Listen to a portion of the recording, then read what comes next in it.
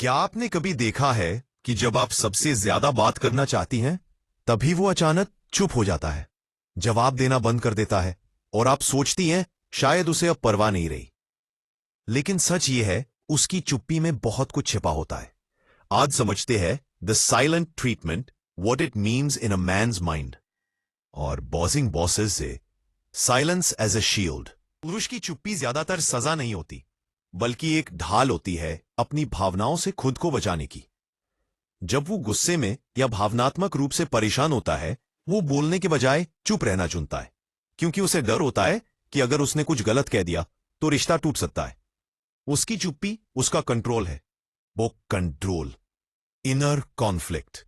इसका मतलब ये नहीं कि उसके अंदर कुछ नहीं चल रहा। अंदर एक तूफान चल रहा होता है, सवालों का, भावनाओं का, अपराध बोध का। वो सोचता है, क्या मैं गलत हूं? क्या अब बात करने का सही समय है?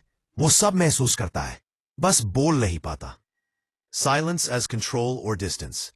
लेकिन कुछ मौकों पर पुरुष की चुप्पी जानबूझकर होती है, ताकि सामने वाला उसकी अहमियत महसूस करे या फिर वो कंट्रोल बनाए रख सके। ये एक ईगो बेस्ड साइलेंस होती है, जिसमें प्यार से ज्यादा शक्ति और दूरी छिपी होती है। मगर फिर भी ये भी एक कम्युनिकेशन है, बस अलग भाषा में। How women should respond. और अब सवाल ये, एक औरत को क्या करना चाहिए जब उसका साथी चुप हो जाए? सबसे पहले, जबरदस्ती उसकी चुप्पी मत तोड़िए। बस इतना कहिए, जब तुम तैयार हो बात करने के लिए, मैं यही हूं।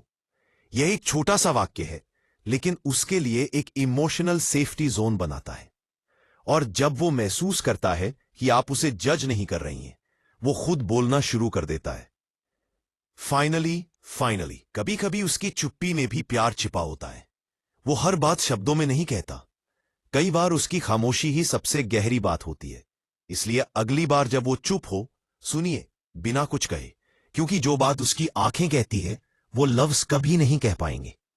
आगे इसी तरह के वीडियो के लिए चैनल को सब्सक्राइब करें और अपने दोस्तों के साथ साझा करें।